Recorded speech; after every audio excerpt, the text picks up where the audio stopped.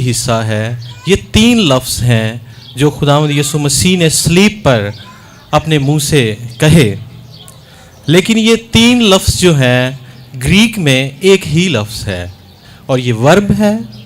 یہ کسی سے پانی مانگا نہیں جا رہا، لفظ ہے میں پیاسا ہوں، اور جو گریک لفظ ہے وہ ڈپسو ہے۔ اس کا مطلب ہے کہ خواہش کا اظہار کرنا، کہ اگر آپ کو کسی چیز کی طلب ہے تو آپ مانگ نہیں رہے لیکن اس کا اظہار کر رہے ہیں۔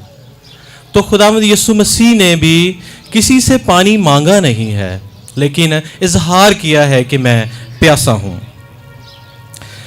یوحنا کی انجیل میں یہ کلمہ، یہ اقتباس ہے، یہ کلمہ یوحنا کی انجیل میں بھی لکھا گیا ہے، اور جب یوحنا کی انجیل لکھی گئی تب ایک بہت بڑی بدعت کام کر رہی تھی کلیسیوں میں، وہ گنوسٹسزم تھی، جس کو ہم غناستیت کی بدعت کہتے ہیں۔ اور یوحنا بڑے واضح طور پر اپنی پوری انجیل میں یہ بیان کرنا چاہتا ہے کہ خداوند یسوع مسیح جو ہے وہ خدا بھی ہے اور انسان بھی ہے۔ 50% انسان یا 50% خدا نہیں بلکہ 100% خدا ہے، اور 100% وہ کامل انسان بھی ہے۔ جو بدعت تھی گناستیت کی، اس میں یہ تھا کہ وہ لوگ کہتے تھے کہ اگر کوئی انسان ہے تو وہ مادے سے پیدا ہوا ہے اور وہ گناہ ہے، خدا جو گناہ جو مادہ ہے اس میں ٹھہر نہیں سکتا، اس لیے اگر آپ خداوند یسوع مسیح کو خدا کہتے ہیں تو وہ انسان ہو نہیں سکتا۔ لیکن یوحنا اپنی انجیل میں یہ بیان کرتا ہے کہ وہ کامل خدا بھی ہے اور کامل انسان بھی ہے۔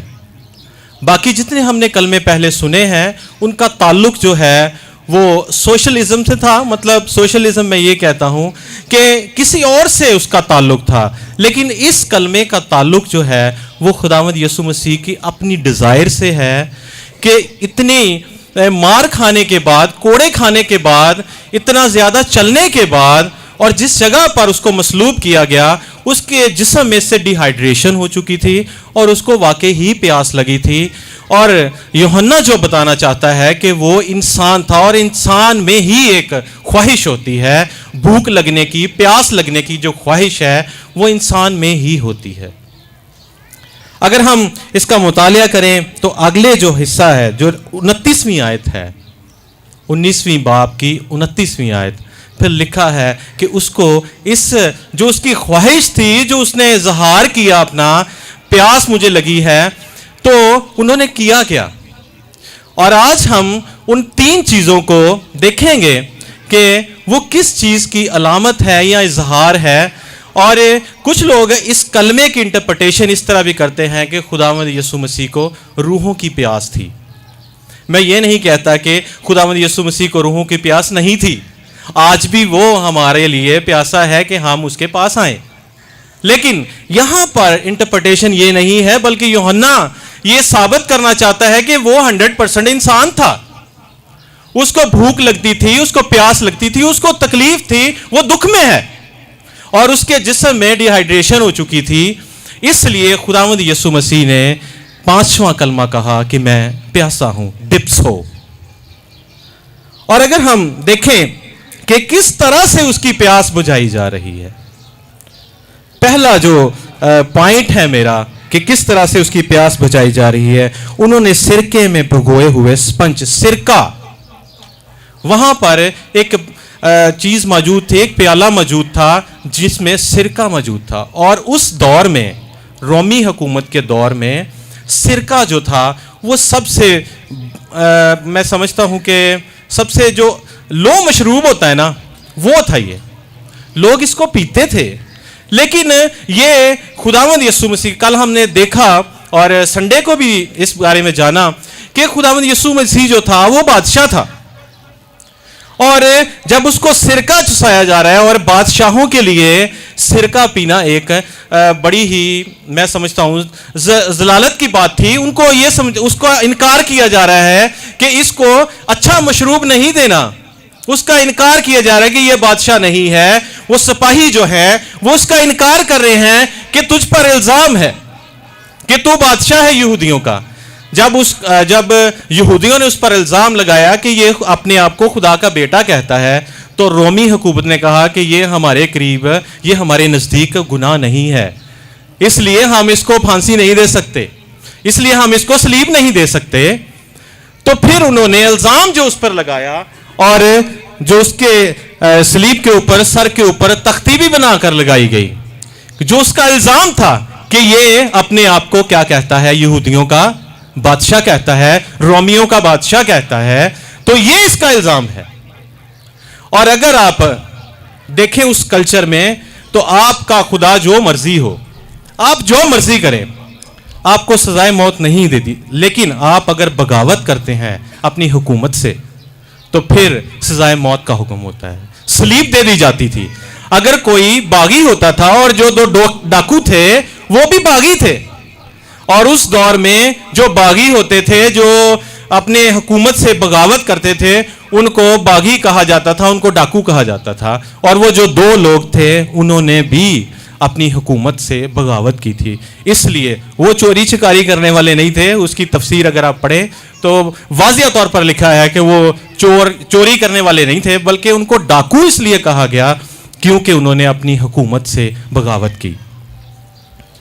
तो यहूदी जो रोमी सिपाही थे, वो कहते थे कि तू बादशाह है, तो हम तेरा इनकार करते हैं, तुझे ये मशरूब नहीं दे सकते, बल्कि तू ये सिरका जो बहुत लो किस्म का मशरूब है वो तुम्हें दिया जाता है। तो वो उसके बादशाह होने का एक इनकार कर रहे हैं। और दूसरी बात कि उसको जूफे से, स्पंज जिसका लिखा हुआ है, वो एक ऐसी गलासत वाली वो चीज थी जिसमें उन्होंने उसको भिगोकर उसके मुंह को लगाया गया। वो कहते थे कि तू अपने आप को काहिन कहता है। वो खुदावंद के काहिन का इनकार करे कि तू कित्थों पादरी, तू कित्थों काहिन, क्योंकि काहिन जो थे वो बड़े पाक होते थे, वो अपने आप को नापाक नहीं करना चाहते थे। वो उसकी इस बात का भी इनकार करते हैं कि तू काहिन नहीं है, इसलिए उसको गलाजत के साथ उसकी पोशाक को, उसके पोशाक को और उसको नापाक करते हैं। हम देखते हैं कि वो किस तरह से उसको जलील कर रहे हैं, उसका इनकार कर रहे हैं। और तीसरी बात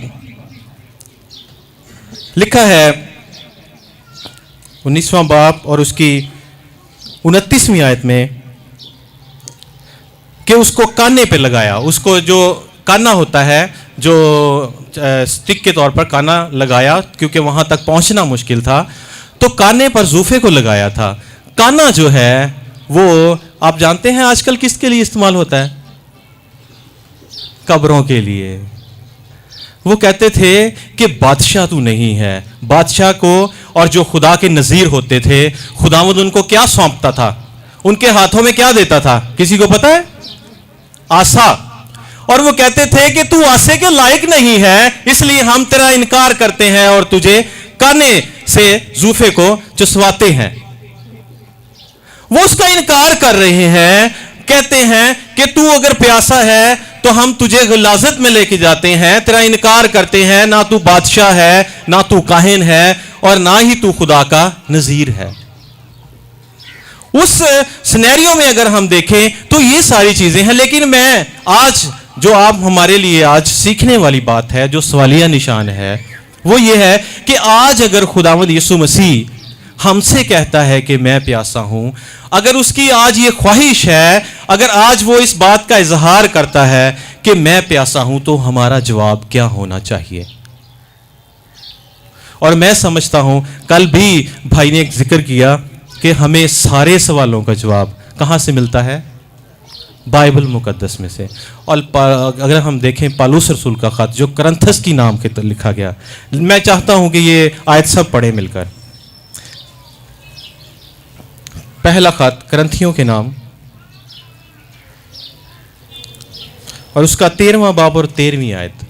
हमारा क्या जवाब होना चाहिए? पालूस रसूल हमें बताता है।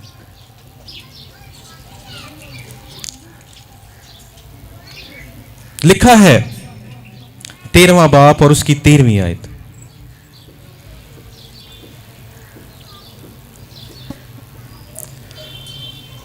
पहला करंथियों 13वां बाब 13वीं आयत। सबने निकाल लिया? मैं चाहता हूं सब पढ़ें।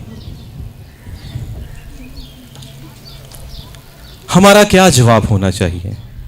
गर्ज, ईमान, उम्मीद, मोहब्बत, ये तीनों दायमी हैं, मगर अफजल इनमें मोहब्बत है। खुदावंद का जब ये डिजायर है कि मैं प्यासा हूं, तो आपका जवाब ईमान होना चाहिए। आपका ईमान उम्मीद होना चाहिए कि हमें उम्मीद है, वो हमें हमेशा के लिए हमारे साथ रहता है, वो हमें छोड़ता नहीं है, वो उसका वादा है कि मैं दुनिया के आखिर तक तुम्हारे साथ रहूंगा। ये नहीं लिखा कि जब तक सूरज है, वो हम गीत भी, एक ज़बूर भी गाते हैं, क्या है वो ज़बूर, जब तक सूरज चांद रहेगा, या इस तरह के, हाँ, तो हम खुदावंद का नाम तब तक है।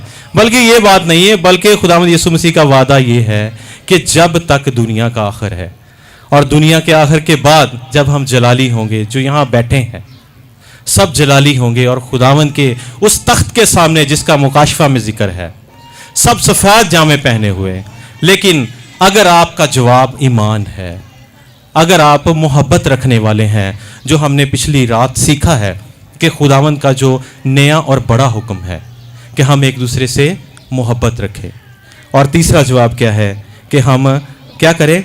गर्ज, ईमान और उम्मीद रखें कि हम जो खुदावंद यीशु मसीह पर ईमान रखते हैं, हम क्या होंगे? हमारे लिए एक उम्मीद है कि जब दुनिया ख़त्म हो जाएगी और हम उसके जलाल में बर्रे के तख्त के सामने क्या कहेंगे? क्या कहेंगे?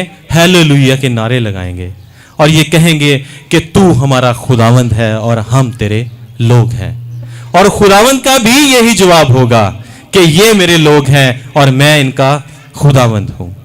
लेकिन ज़रूरी है कि हम मोहब्बत करें एक दूसरे से, और खुदावंद से उस पर ईमान रखें, क्योंकि मुकाशफा की किताब में लिखा है कि तुम में पहली सी मोहब्बत नहीं रही। खुदावंद चाहता है कि पहली सी मोहब्बत, जब आपने उसको कबूल किया है, वही मोहब्बत आपसे चाहता है। हमारा आज जवाब यही होना चाहिए कि खुदावंद, मैं तुझसे प्यार करता हूँ, तूने मेरे लिए जान दे दी है, और मैं तेरा